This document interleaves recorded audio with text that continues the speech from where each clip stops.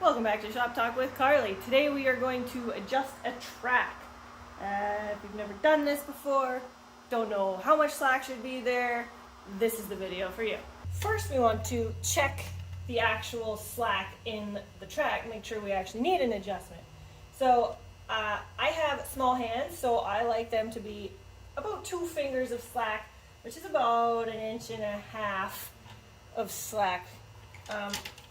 I push down and then put some fingers in here. Now I can get 3, almost 4. I'm not putting my full weight on. I'm probably putting 10 to 15 pounds of pressure on the track, but that is too much. I don't want to run something like that. When it gets too sloppy, you risk stabbing your high facts in the front, your rails. They can stab through your track, which is a very quick stop, so we don't want that. We also don't want to adjust it too tightly, because too tight puts a lot of pressure on all your bogie wheels in here and your rear axle, and that's going to wear out your bearings even faster and also cost you some power. So a well-adjusted track is a pretty important thing to have. We have these retainer clips, so we're going to have to, well, we can leave this side on actually, but the other side where the nut is, we have to bring that down so we can take the nut off, or loosen it anyways. We don't have to take it right off. And then these are our adjusters. And these are 10 mils. These are 16.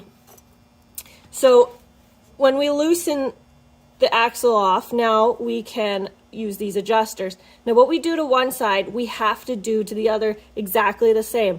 If you do not do exactly the same to one side as the other, your axle will actually twist. So now you're not putting even pressure on your track rail to rail. So it's very, very important that whatever you do to this side, you do to that side, and vice versa. We want to keep a nice straight axle under there.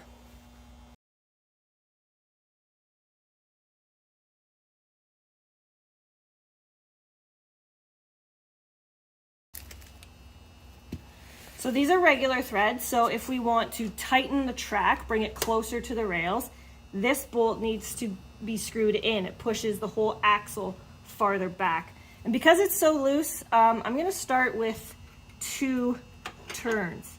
So we're almost touching the top of the track. We go all the way to the bottom. We're going to do it again.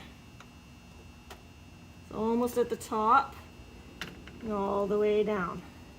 Now, before checking, you got to do the other side as well. Now this side is it's still the same thread, but remember you got to start at the bottom and then pull up to screw these bolts in. So again, I'm putting about 10 to 15 pounds.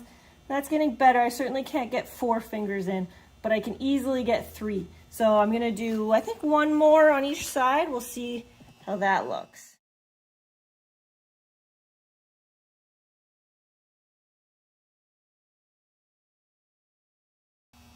And 3 is tight, but 2 is comfortable. To really push to get 3. So I'm pretty happy with that tension. Now we double check both sides, make sure we have good tension on both sides. If you want to get really fancy to make sure that your axle is dead nut straight, you can get a depth gauge and use it on the back. You can get a caliper. You can do all kinds of tricks. But generally, if you're careful with your wrenches and you do what each side is the same, you're pretty safe. So I'm not going to bother with that because I was pretty careful. But I am going to go to the other side of the track and check that.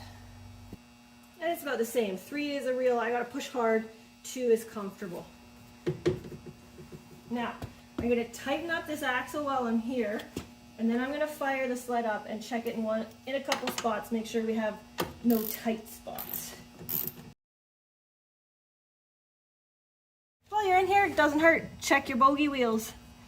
Make sure you don't have any real excessive side-to-side slop. It's pretty common.